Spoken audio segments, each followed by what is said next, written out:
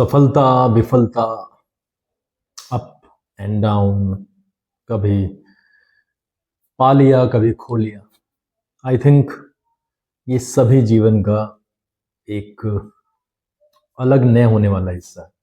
हम सभी के जीवन में ये चीजें होती हैं। तो बात करते हैं आज बच्चों के परफॉर्मेंस को किस तरीके से ऊपर लेके आया जाए। बहुत सारी चीजें जो रुकावट के रूप में आती हैं उनको मैं बारी बारी से आज बात करूंगा, और मैं पार्शियल किसी के साथ नहीं होना चाहता। बहुत सारे लोग सोचते होंगे कि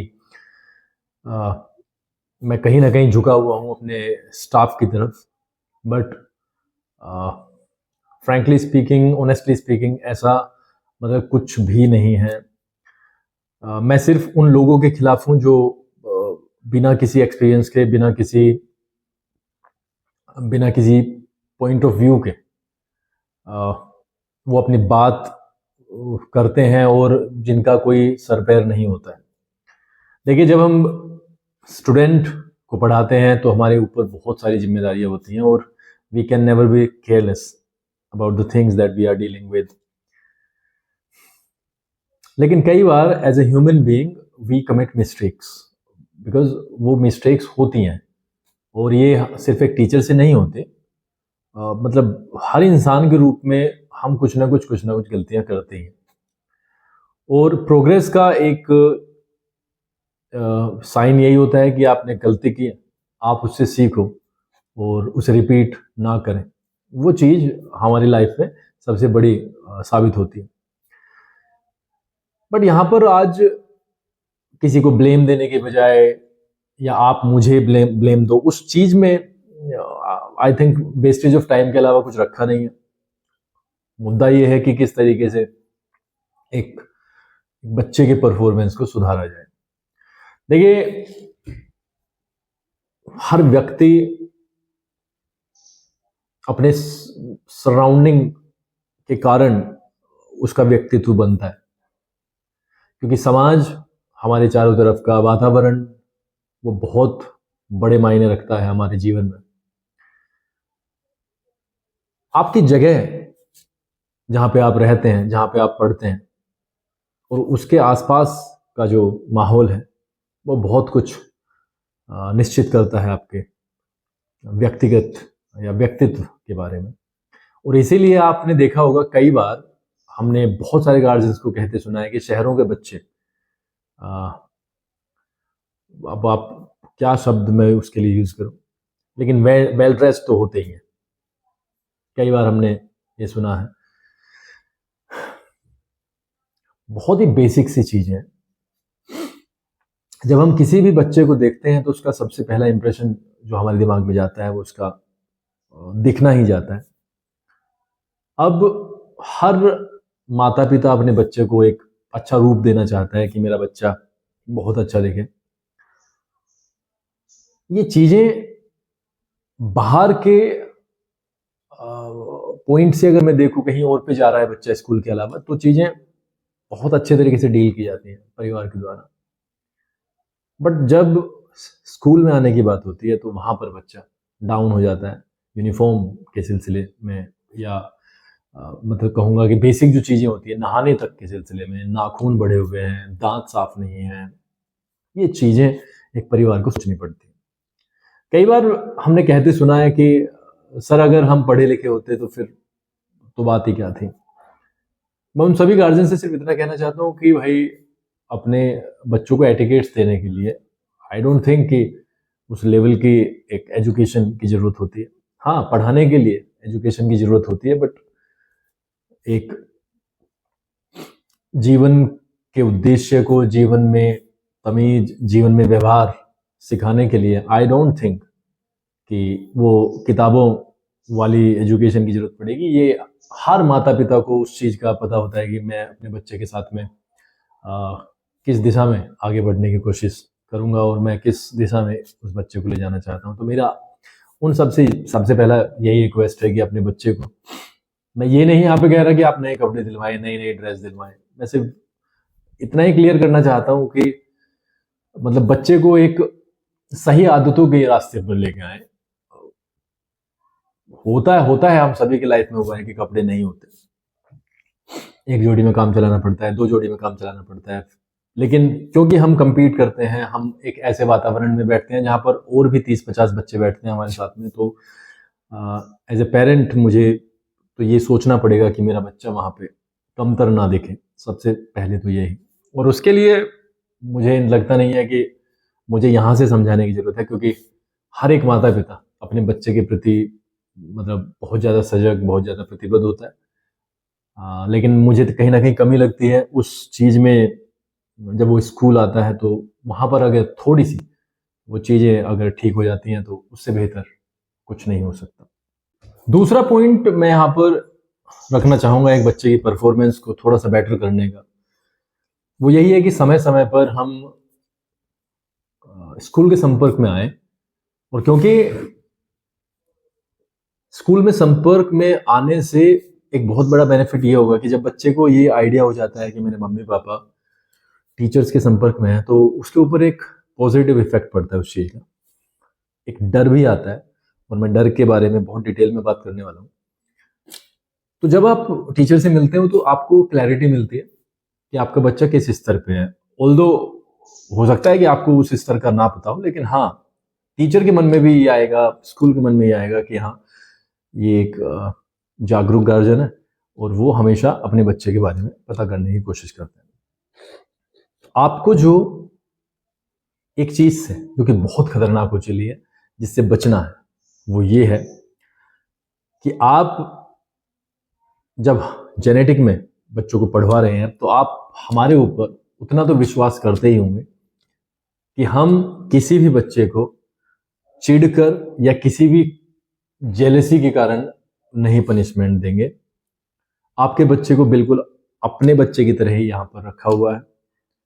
सबसे ज़्यादा भयावह अगर कोई चीज़ हुई है बच्चों के लिए, शिक्षा के लिए, वो तो ये है कि जैसे ही टीचर्स का भय, जो कि एक पॉजिटिव भय था, वो कोई टॉर्चर वाला भय नहीं था, वो कोई इस तरीके का मतलब टेरराइज नहीं करना है बच्चों को, मतलब पहले भी नहीं होता था और अभी तो वो हाल फिलहाल तो बिल्कुल ही खत्म ही हो गया है।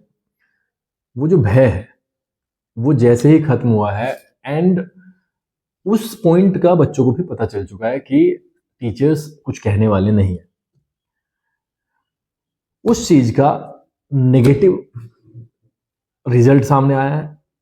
बच्चों को पता है कि नहीं कहेंगे टीचर्स कुछ भी, वो कह नहीं सकते, कहेंगे नहीं, वो कह नहीं सकते। और अगर यदा कदा कभी किसी टीचर ने उस लाइन के ऊपर जाकर कुछ करने की कोशिश भी की है तो बच्चे ने उसकी शिकायत कर दी है। और शिकायत के बाद में जो इसके ऊपर और भी ज़्यादा खतरनाक स्टेप एक पेरेंट ने लिया है, वो ये है कि वो सुबह ही फिर स्कूल में, विद्यालय में पहुंचे हैं, बच्चे के सामने ही टीचर्स को काउंटर किया है और वो चीज़ें बच्चे के दिमाग में बैठ गई हैं। और ये सिर्फ एक दिन में नहीं हुआ है, ये कई सालों से ये वाली चीज़ें हो रही हैं। और आज स्थिति ये है कि आउट ऑफ कंट्रोल है एजुकेशन का मामला। आप मेरे इस वीडियो को किसी भी तरीके से सोचें, किसी भी तरीके से मुझे प्रोजेक्ट करने की कोशिश करें, but I would just admit that कि बड़ा भयावह है इस टाइम का मामला। हम भी पढ़ते थे, हम भी बहुत लापरवाहियाँ की हैं, बहुत ज़्यादा हमें सजग होना चाहिए था। हमारे भी परिवार वालों ने कहा है कि भाई पढ़ लो नहीं तो धक्के खाओगे, वो सारी की सारी चीज़ें होती हैं। बट जिस तरीके का आज का अप्रोच है बच्चों का, वैसा वैसा मतलब मेरे ज़माने तक तो नहीं था। वहाँ पर भी बच्चे कमज़ोर होते थे, वहाँ पर भी बच्चों का राइटिंग गंदा होता था, वहाँ पर भी गलतियाँ होती थी, वहाँ पर भी लापरवाहियाँ होती थी। लेकिन जो सबसे बड़ा चेंज मैं देख रहा हूँ और वो नेगेटिव चेंज जो मैं फील कर रहा हूँ, वो यह है कि मेरे टाइम में, मेरे से पहले तो बहुत बेहतर होगा, मेरे टाइम में बच्चों के अंदर अपने टीचर के प्रति सम्मान और अपने टीचर का एक पॉजिटिव डर रहता था। साथ ही उसके दिमाग में ये भी डर रहता था कि आज टीचर ने अगर गार्जियंस को इन्फॉर्म कर दिया या किसी भी कारण से ये पनिशमेंट या जो चीज़ें यहाँ पर स्कूल में विद्यालय में चल रही हैं वो पापा या मम्मी को पता चल गई तो वहाँ पर भी पनिशमेंट मिलेगा, तो डबल पनिशमेंट होता था। ये चीज़ें शायद आप कनेक्ट कर पा रहे होंगे। और जो सम्मान की जो भावना है वो आज खत्म हुई है, वो खत्म ही हो चुकी है। रिलेशन जो एक टीचर और एक स्टूडेंट का होता है वो बिल्कुल ही खत्म हो चुका है। इमोशनल लेवल पर तो वो बिल्कुल खत्म हो चुका है। मोबाइल्स हैं बच्चों के पास में तो ज़्यादातर बच्चे मोबाइल से पढ़ाई कर लेते हैं, तो जो एक कनेक्ट होता है ऑफलाइन टीचर के साथ में, दैट हैज़ बीन एंडेड। वो वाली चीज़ें मैं यहाँ पर डिस्कस करना चाहता था और ये बहुत भयावह है जो पॉइंट मैंने पिछले 2-3 मिनट में मेंशन किया है। कई बार बच्चा आपसे बोलेगा कि पापा टीचर्स ने मार दिया। Now it depends on you कि आप उस सिचुएशन को कैसे डील करते हैं, और वो सिचुएशन को डील करना ही आपके बच्चे के व्यक्तित्व को शेप करेगा। हाँ, आपके ऊपर डिपेंड करता है कि आप उठा के कह सकते हैं उससे कि चलो कल देखते हैं टीचर्स को कि कैसे मारा, और आप ये भी कह सकते हैं टीचर्स हैं, टीचर्स ने अगर मारा होगा तो गलती से मारा होगा, और उस चीज़ को आप एक्सेप्ट करिए। वो चीज़ें उसके मन में बैठेंगी, आप जो भी चीज़ें कहोगे वो उसके मन में बैठ जाएंगी। पेरेंट का रोल बहुत बड़ा होता है। कहते भी है कि सबसे पहले जो टीचर्स होते हैं वो माता पिता ही होते हैं। स्कूल में तो बाद में आना सीखता है 3-3.5 साल के बाद, और 6 घंटे रहता है, और क्योंकि अब तो हाथ ही बन चुके हैं टीचर्स के, तो उस लेवल पर वो कार्यवाही होती भी नहीं है। खैर, मेरा तो मेन मुद्दा ये है कि किस तरीके से परफॉर्मेंस को आप ऊपर करोगे। अभी भी मैं स्कूल में आया हूँ क्योंकि कल से एग्जामिनेशन है, और एग्ज़ाम का जो सामान आया उसके लिए फ़ोन आया तो वो यहाँ पर रखवाया है। मैं एक बच्चे को कंटिन्यूसली नोटिस कर रहा हूँ, हालांकि मैं इस वीडियो के बाद में उसके पेरेंट्स से भी बात करूँगा, और रास्ते में उसका घर भी पड़ता है, हुआ तो मैं जाऊँगा भी। अभी भी वो ज़्यादा 5वीं या 6वीं में होगा, अभी भी वो अस्पताल के सामने मुझे मिला, अब 4-5 बच्चों के साथ में, हम उम्र बच्चों के साथ में, और वो रेगुलरली मुझे मिलता है, मुझे इग्नोर भी करता है, मुझसे नजरें भी चुराता है।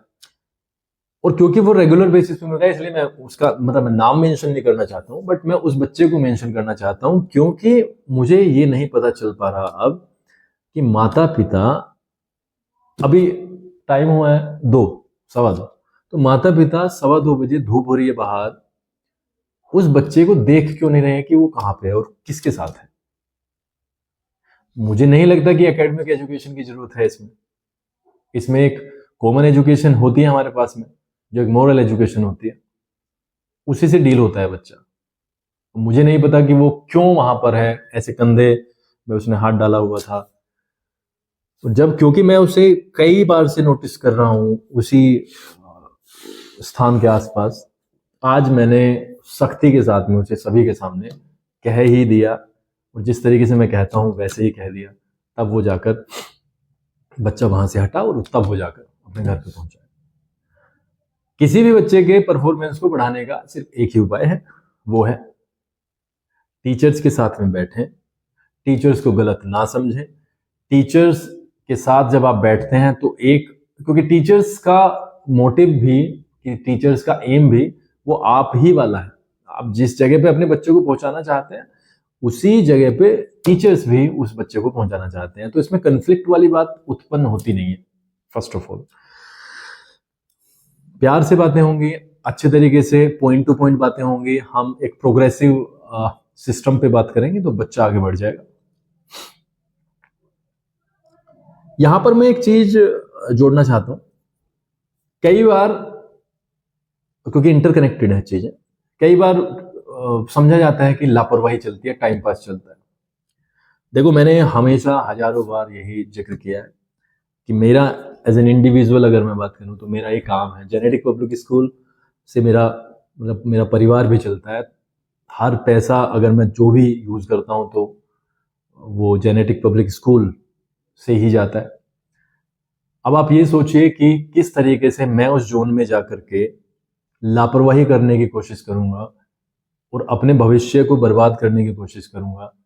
क्योंकि ये तो आप सभी जानते हैं, हम सभी जानते हैं कि बच्चा सिर्फ 1 साल के लिए होता है हमारे साथ में, और अगर हम अपनी तरफ से अपने जो हमारे ड्यूटीज़ हैं, उनमें हम लापरवाही करते हैं, तो ये बिल्कुल तय है कि बच्चा हमारे पास में अगले साल रहेगा नहीं, वो कहीं दूसरी जगह पे एडमिशन हो जाएगा। और एक बच्चे के दूसरी जगह पे एडमिशन लेने का यही मतलब होता है कि आपने 2 चीज़ों में नुकसान किया, आपकी स्ट्रेंथ घटी है, साथ ही साथ आप पे जो एक सेशन में पैसे इकट्ठा होने वाला था, वो भी घट गया।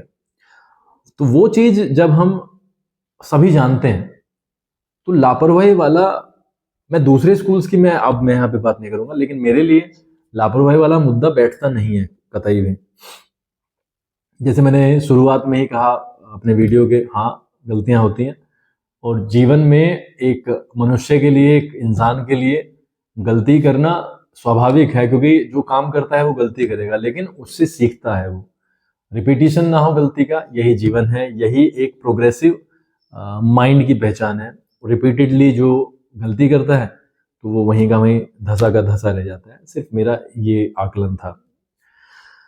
मेरे लिए हमेशा बच्चा एक अलग विशेष स्थान रखे हुए है, क्योंकि मुझे पता है कि गार्जियन के लिए बच्चा सबसे बड़ी एक कमाई है, और मेरे पास में तो वो प्राइमरी एजुकेशन में है, तो मेरा तो और भी ज़्यादा रेस्पॉन्सिबिलिटी बन जाता है कि मैं उसके ऊपर बहुत ज़्यादा ध्यान दूँ।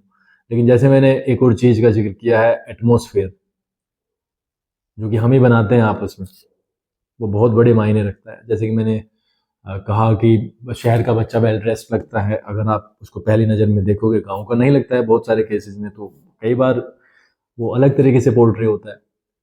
बट ये चीज़ें हम परिवार के एंड से बहुत हद तक कर सकते हैं। हम यहाँ से सख्ती किए हुए हैं। बहुत सारे बच्चों की यूनिफॉर्म तैयार हुई है, बहुत सारे बच्चों पे टाई नहीं थी, वो लगा के आने लगे हैं, लेकिन ये सब कुछ संभव हो पाया है तो सिर्फ सख्ती के कारण। सख्ती हुई है और बच्चों ने साथ देने की कोशिश की।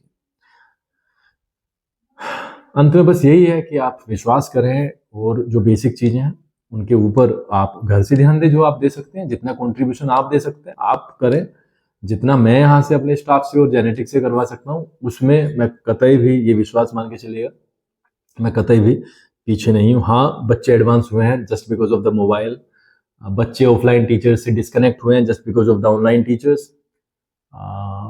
पहले से ही सबको पता है, जहाँ पर शक्ति होती है तो बच्चा वहाँ से भागने का प्रयास करता है, तो उसने तो ऑफलाइन टीचर्स को रिजेक्ट करके एक्सेप्ट किया है ऑनलाइन टीचर्स को।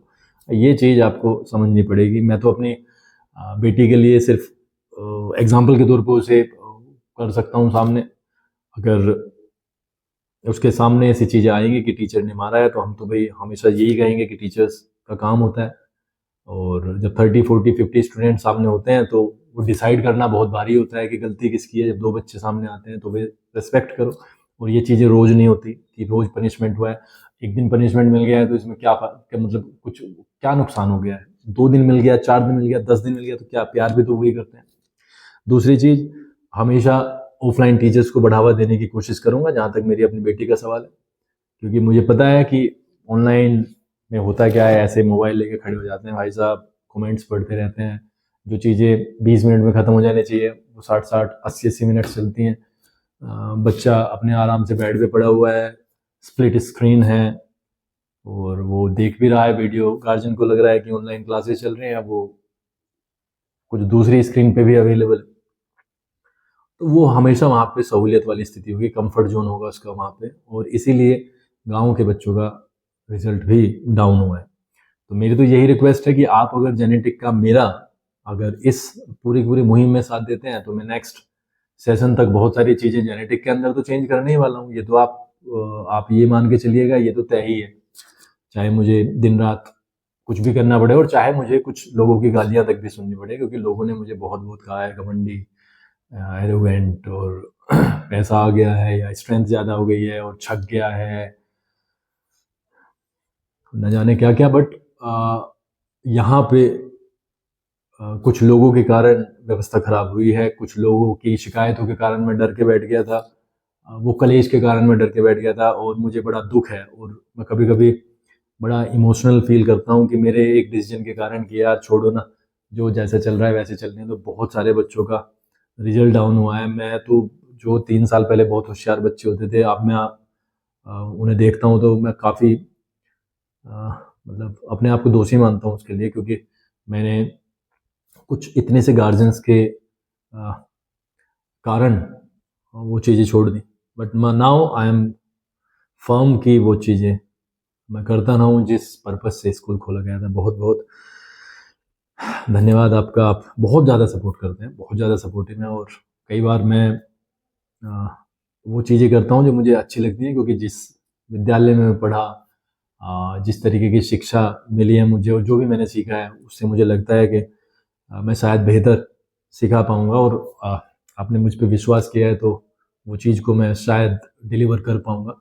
बट जब हम 24 घंटे 365 दिन साथ रहते हैं तो उसमें मतभेद आने भी स्वाभाविक हैं, क्योंकि सबके अपने अपने पॉइंट ऑफ व्यूज़ होते हैं।